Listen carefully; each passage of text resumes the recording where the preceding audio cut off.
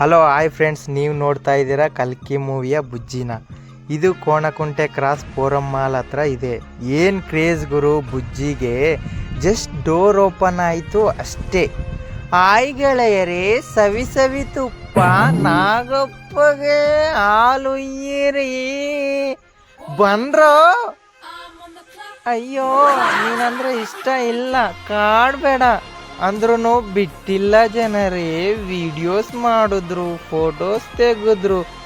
ಈ ಬುಜ್ಜಿನ ದಾವಣಗೆರೆ ಕಳಿಸ್ತೀನಿ ಜನರೇ ನನ್ನ ಬದಲು. ಹಾಗೆ ಮಾಲ್ ಒಳಗಡೆ ಹೋದೆ ಗುರು. ನಂಗಂತೂ ಸಖತ್ ಇಷ್ಟ ಆಯಿತು.